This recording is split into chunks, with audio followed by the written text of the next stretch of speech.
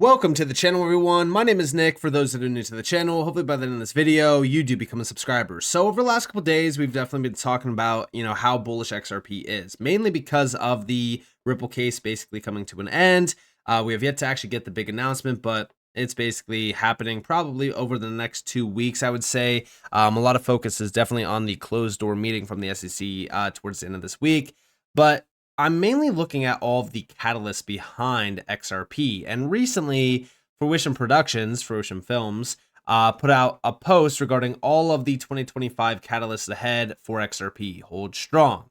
Official end of the case, ETFs for major investors, stablecoin legislation, Ripple IPO, Swift system ISO migration, tokenization of debt, tokenization of real world assets. Big money is coming soon. Now, yeah, I have been focused on the regulatory side of things because, all of this talk about trillions moving on chain and, XRP being worth trillions of dollars or any of these utility projects being worth trillions of dollars, it all starts with regulations. And I've always said this, right? You need to have regulations in place first before any of the big use cases or any of the mass adoption from institutional players or the scalable use cases, all those kind of crazy things. We need to have regulations in first. All right. And that's just the facts. But one thing that I have been focused on with Ripple now that this case is basically coming to an end is, can they now move towards the next goal? And what is that? Well, recently we got a big update, and that was latest fintech firms and crypto companies are looking to become state or national banks under current administration. This is according to discussions with half a dozen industry executives. Now, this is very interesting because a lot of crypto-based companies and even firms around the fintech side have been definitely focused on becoming banks. Altcoin is actually one that I have been spotlighting for a while on the channel. They actually got approved in Nebraska for becoming a digital bank. That's a big deal, but mainly we look at another big player from the space that has many connections to the big institutional players and the big banks, and that is, of course, Ripple. Okay, we have to spotlight Ripple here because of all of the substance behind Ripple, and we've always talked about this, right? Even going all the way back to November 2023. Now, prior to this, it's always been a talking subject, like going all the way back as far as I think like 2020. People were talking about how Ripple could essentially become a bank, but it wasn't very clear up until about 2023 where a lot of the signs around Ripple potentially becoming a bank were there. And I said here, truly makes you wonder if Ripple is on a path to becoming a bank. I don't doubt for a second that XRP will be vital to their endeavors as well. They have been, really kind of moving towards having everything under one umbrella: custody, liquidity, tokenization, line of credit, payments, you name it. The position they are in right now is unlike any other player in this space.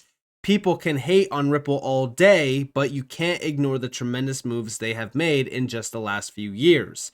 The future is bright for not only Ripple, but for XRP as well, considering how big Ripple payments on demand liquidity has become. Now, I was quoting a post from ISO 2002 at the time, because even then we have directly from Ripple, blockchain is already being adopted around the world, citing blockchain developments as recent as September of 2023.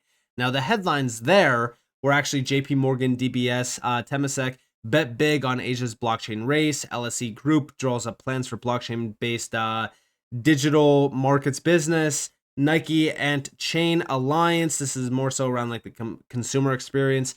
Then, of course, Circle and Grab pilot Web3 experiences in Singapore. NAB's stablecoin, the AUDN, deployed for instant cross-border payments as well, and this is around Australia. But these were just like some of the big headlines during that time, and today we know that those headlines are 10 times bigger, with players like BlackRock here now tokenizing, Franklin Templeton tokenizing, big banks now saying like, hey, guess what? We want to tap in, we want to utilize this. You have Bank of America, Morgan Stanley saying, hey, we are ready for crypto payments if regulators do allow it. Like, we now have some of the biggest headlines even today. And when we think about that, right, like we know that these big developments have been happening for a while. And we also know that a lot of these big banks have always been connected back to Ripple for a very long time as well. Hell, even Bank of America is still working with Ripple to this day. So when we think about that, right, is Ripple on its path to becoming a bank, or is Ripple the bank of banks at this point? Because even over here, back in April of 2024, I made a post and I said, then you add in the stablecoin Ripple is launching, and it looks like Ripple's on a path to becoming a bank.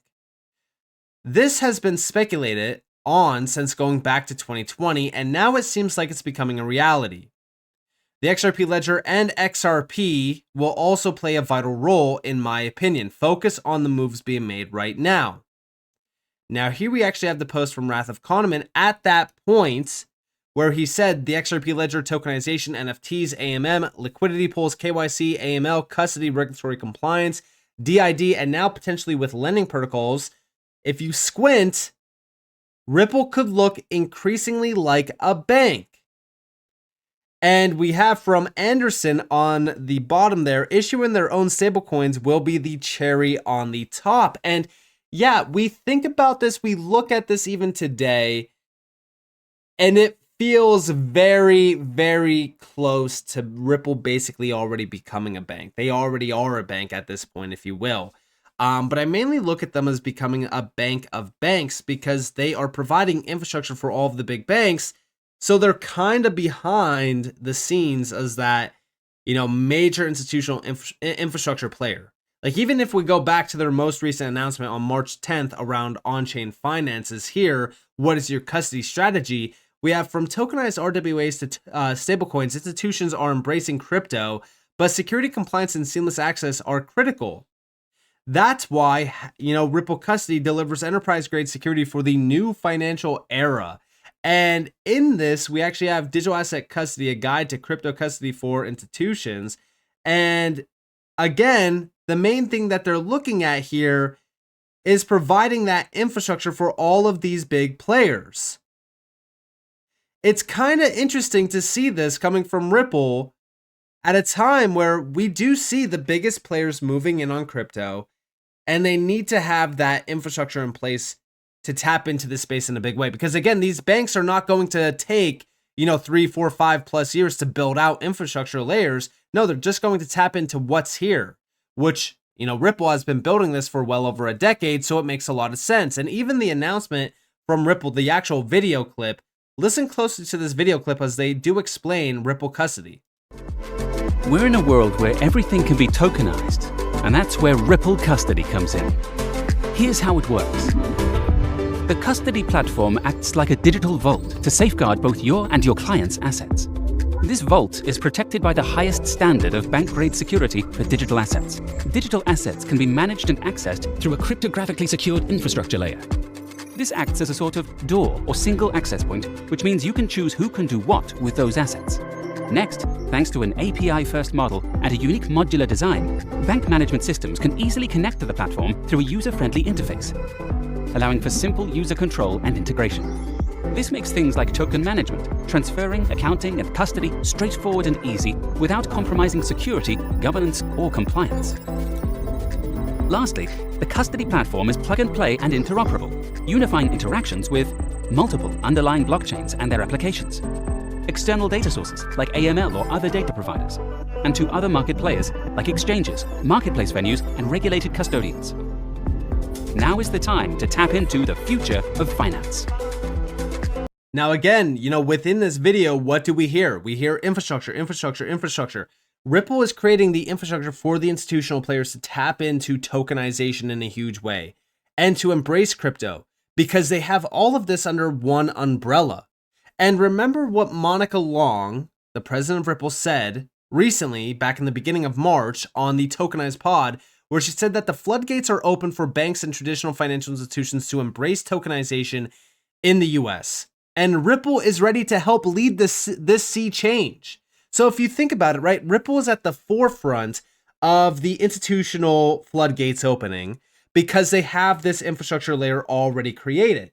When we think about what's happening here and we think about the biggest change, going on around crypto, it's basically the embracement from the institutional side to not only adopt, but utilize this tech in a huge way.